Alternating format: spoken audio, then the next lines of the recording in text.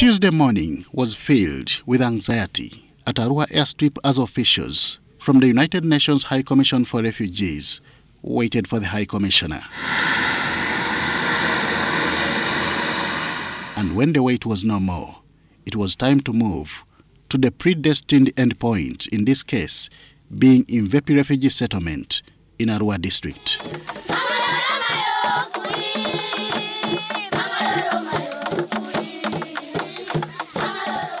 This dance by these children of refugees could be a sign of hospitality by the host communities in this area who gave them a second home. Kila nyumba anasomia moto.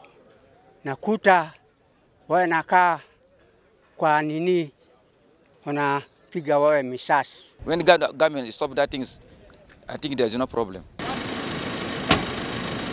Disabled or not, light-skinned or dark, orphaned or with complete families, Mvepi was identified to have the capacity of accommodating up to 110,000 new arrivals. Mama yangu kusakufa na dada yangu kusakufa. Iko mingi ka Sudan.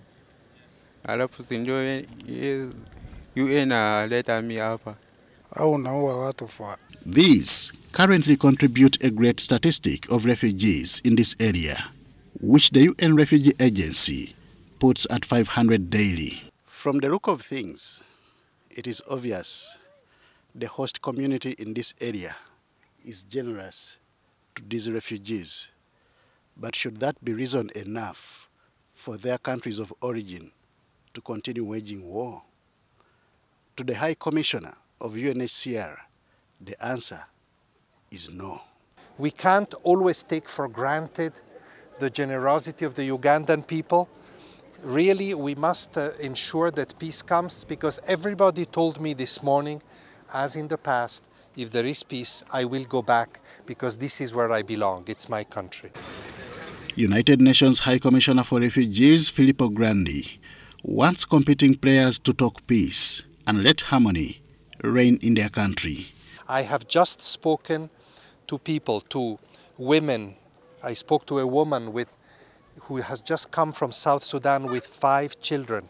I've just spoken to young boys and girls unaccompanied that have fled their areas of origin in South Sudan. I've spoken to a man who's my age and who is here for the 4th time as a refugee. So I want to appeal to the South Sudanese leaders and in the opposition, please make peace. We can't subject these people once again to exile, to suffering. The call comes in the midst of reports of proliferation of firearms within refugee camps, which could contagiously transfer the unrest to the settlement. Very often, refugee situations happen in the vicinity of a war. This is the case here. You have a war just a few kilometers away. So inevitably you hear this rumor, and probably weapons are circulating in the area.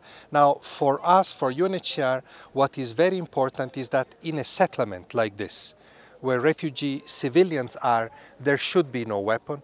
But such fears are allayed by the principal settlement commandant in the office of the Prime Minister, Douglas Asimwe. As you know, the borders are porous. These are people fleeing conflict and war, and sometimes certain elements try to follow their victims across the border.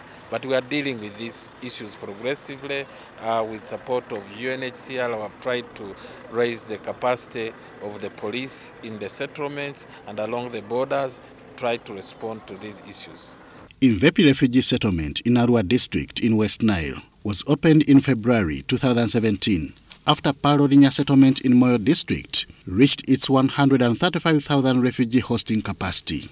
Currently, new arrivals are in the process of getting temporary settlement as a solution is sought towards the crisis back home. Henry Okrut, UBC.